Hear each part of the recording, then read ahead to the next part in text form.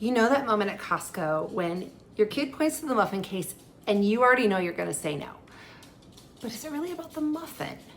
Is that no about protecting them from basically eating cake for breakfast? Or are you just saying no out of habit on repeat without ever really checking? That's been me for years. Every single Costco trip, my husband and my kids all ask for the muffins, and every single time I say no. Not based on the price, but based on the label. But recently, the muffin has changed. Costco shrunk these down this year, so does the too much sugar argument even hit the same way anymore? So today I'm doing something I never do.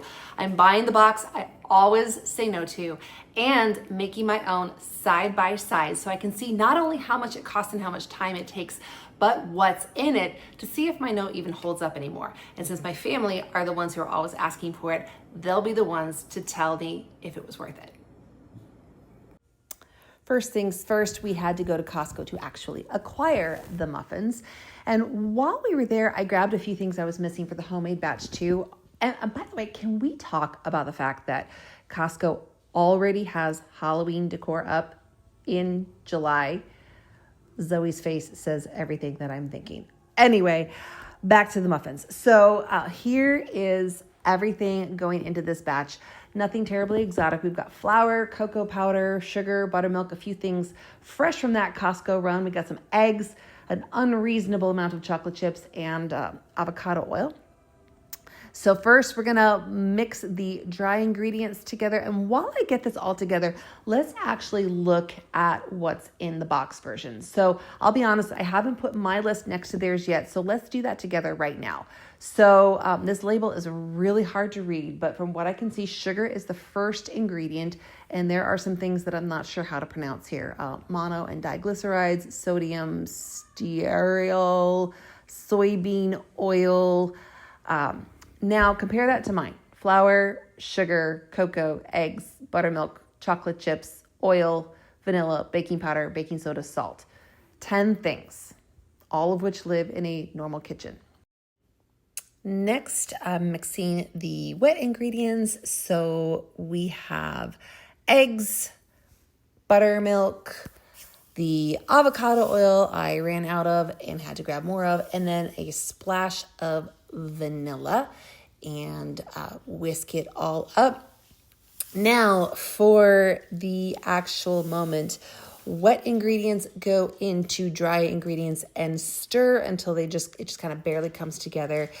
And then fold in more chocolate chips than any reasonable recipe should ask for.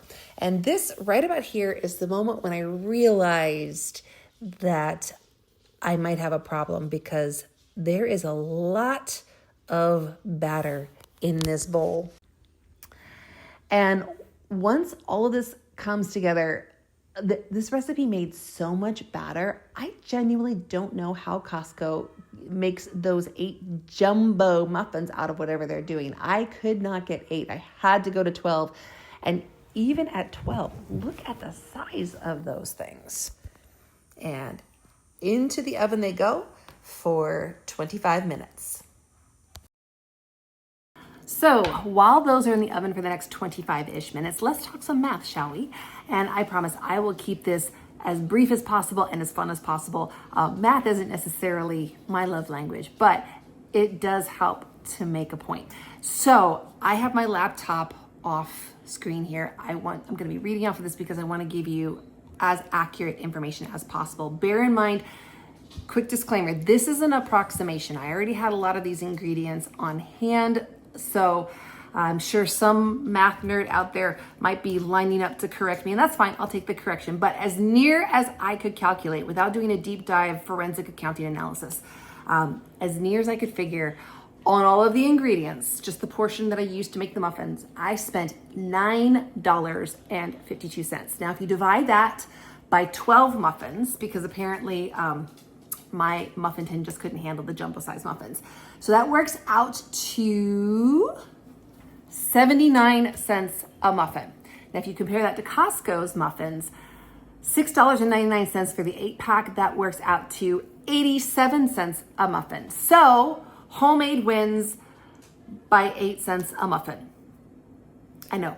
Hold your applause. Now let's talk about sugar, shall we? I really wanted the homemade version to win flat out. Spoiler alert, is not quite that simple.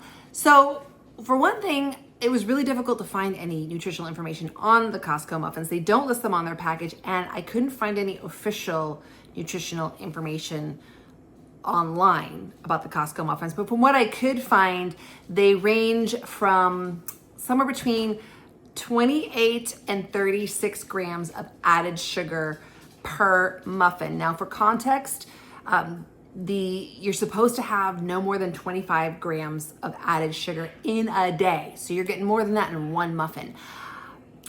But in fairness, this version of muffins landed right in that range. So basically the sugar's a wash.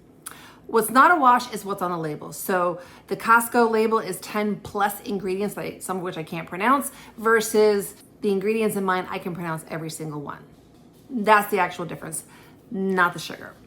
And this is not what 12 muffins are supposed to look like. Split into 12, they still grew into each other in the oven. It came out looking like one very confused sheet cake with a few perforated lines still visible. I had to cut them apart with a knife. And while we're here, let's close the loop on the thing I promised you earlier, time. So mixing took 26 minutes, though full disclosure, some of that is because I was filming with one hand tied behind my back.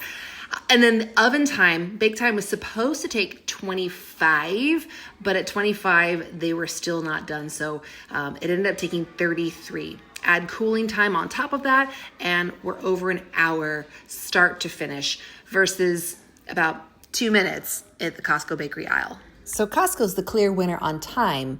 Let's see how they taste. And we are rolling. We have taste tester number 1. Do you like muffins? Yeah. Okay. And how's that muffin?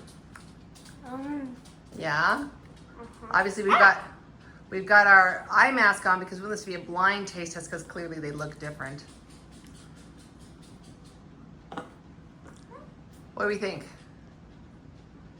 Costco, homemade. All right, you are correct. But how was the homemade one? It was pretty good, but I still like this one better. You still like the Costco one better? Well, yeah, because like it was made, like people who make it in the stores make it on purposely nummier. On purposely nummier. That, ladies and gentlemen, is a quote. So for round two, we had a suggestion. As you can see, the muffins look different, but the homemade ones just came out of the oven, so they actually feel warmer than the Costco muffins. So we had a suggestion made that we pop the Costco muffin in the microwave for a few seconds so you can't feel the difference as much. We are now ready for taste tester number 2. Found it. Okay. All right, do you like muffins? Of course I like muffins. All right. This one? Yes, you're trying a muffin. I'm gonna rip a piece off so I don't know. That's muffin A. It's really good. Okay. I can almost guarantee you that one's homemade. What makes you say that? It's sweet, but it's not like cupcake sweet. Okay.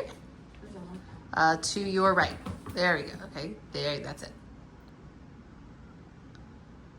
That one tastes like Costco because the texture is different. It's softer. Okay, so the texture's softer. I like them both though. They're really good. Okay, so they're both good choices. All right, we have taste tester number 3, perhaps the most persistent muffin asker of all. All right. Stay strong. Now the suggestion has been made to cut the muffins so that he cannot tell by feeling them. So we're cutting them. It's the Pepsi Coke challenge. It's the Pepsi Coke, and we're just gonna put like a little sliver into each hand. That's what you're gonna do. Okay. All right. So this is sample number 1 and sample number 2. Oh yeah. Okay. So what do you observe? This is very arbitrary, but I'm gonna say this is the homemade one and this is the not homemade one. Ah. Just because of the density. Why don't you taste them first? All right, there you go. I'll go with this one first. Okay. It's a little dry. Okay. Right. Oh, you're gonna cleanse your I'll palate? cleanse my palate. Cleanse your palate with the sparkling water. Okay. Now what? Have any coffee beans I can smell? I'm sure we can rustle some up. Yeah. Okay, let's try this one. This is the homemade one. You are correct. Ding, Let's ding, go. Let's go. Okay.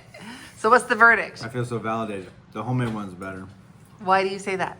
because they are moister Okay. and less processed. They're less processed. Awesome. Well, thank you for sharing your feedback. More muffins.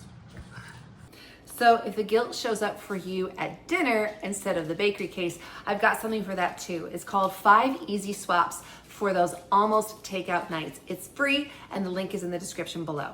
And if you want to see where this whole experiment got started, then go check out my egg bites video. I did the same thing there, breaking down the cost in terms of time and in terms of money, and you can see which one won out there. Thanks for watching, and I'll see you in the next video.